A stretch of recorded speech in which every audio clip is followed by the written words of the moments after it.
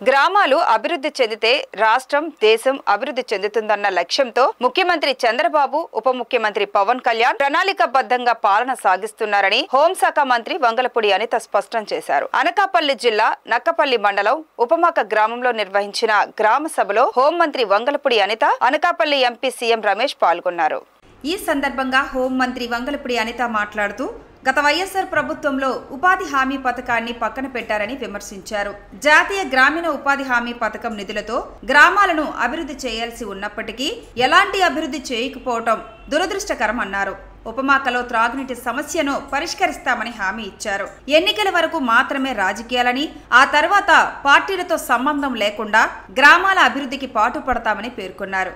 అనంతరం Anakapalli MP CM Ramesh మాట్లాడుతూ గత ప్రభుత్వం పంచాయతీల నిధులను దుర్వినియోగం చేయడంతో గ్రామాలలో అభివృద్ధి కుంటుపడిందని విమర్శించారు. పవన్ కళ్యాణ్ పంచాయతీరాజ్ శాఖను తీసుకొని పల్లెల అభివృద్ధిపై ప్రత్యేకంగా దృష్టి సారించారని తెలిపారు. ఎంపీ నిధులతో గ్రామాల అభివృద్ధికి కృషి చేస్తానని ఆయన హామీ ఇచ్చారు. అందరికీ నమస్కారం అండి. ఈ రోజు ఎన్డీఏ ప్రభుత్వం ఎంతో ప్రతిష్టాత్మకంగా తీసుకుని గ్రామ సభలు ఈ రోజు నిర్వహించడం అన్నది ఒక మంచి పరిణామం కింద భావించాలి. దీనికి గౌరవ చంద్రబాబు నాయుడు గారు, అతి ముఖ్యంగా ఈరోజు పంచాయతీరాజ్ మినిస్టర్ గారైన మన ఉప ముఖ్యమంత్రి పవన్ కళ్యాణ్ గారు ఇనిషియేషన్ తీసుకుని గ్రామాల్లో తిరిగి పునర్వైభవం రావాలి, ఎన్ఆర్జీఎస్ ద్వారా అనేక మ్యాచింగ్ గ్రాంట్లు వచ్చి గ్రామాల అభివృద్ధికి తోడ్పడాలి అని ఒక మంచి ఉద్దేశంతో ఈరోజు గ్రామ సభలు కూడా పెట్టడం జరిగింది. గ్రామ సభల్లోని ఇంతకు ముందు చాలా లాస్ట్ వైఎస్ఆర్సీపీ గవర్నమెంట్లో కనీసం అధికారులందరూ వచ్చి గ్రామాల్లో కూర్చొని వాళ్ళకి సమస్యలు పరిష్కరించే పరిస్థితి కనిపించేది కాదు.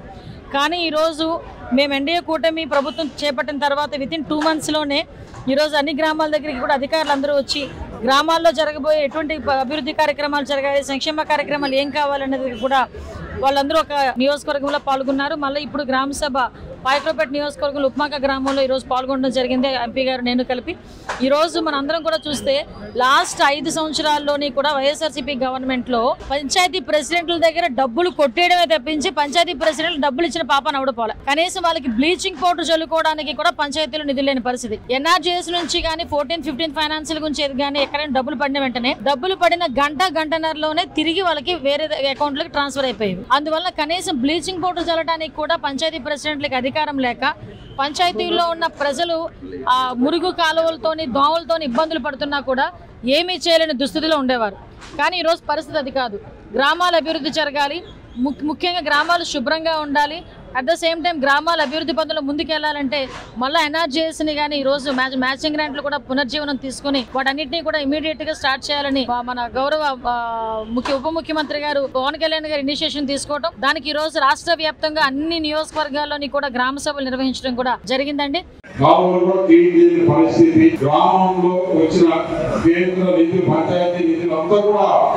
ముఖ్యమంత్రి గారు మొత్తం వాడేస్తున్నారు. ఆయన వేరే పనులకు ఈ గ్రామ పంచాయతీ నిధులు వాడుకోవడం, అందువల్ల గ్రామంలో ఏ మాత్రం కూడా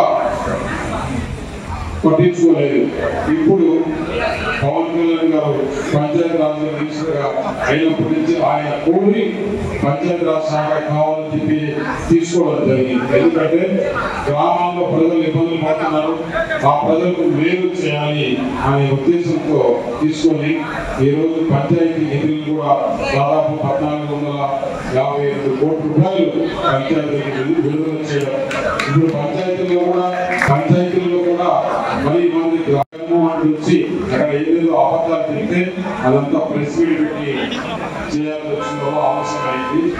ఈ గ్రామంలో ఏమేమి సమస్యలు ఉన్నాయో అన్ని కూడా పెద్దలందరూ కూర్చున్న తర్వాత తప్పకుండా మన ప్రయారిటీ వైజ్ గా ముందు ఏం చేసుకోవాలి, ఈ 6 నెలల్లో ఏం చేసుకోవాలి, సంవత్సరంలో ఏం చేసుకోవాలి, 2 సంవత్సరాలు ఏం చేసుకోవాలి, అన్ని సమస్యలు కూడా మనం తీర్చుకున్నాం.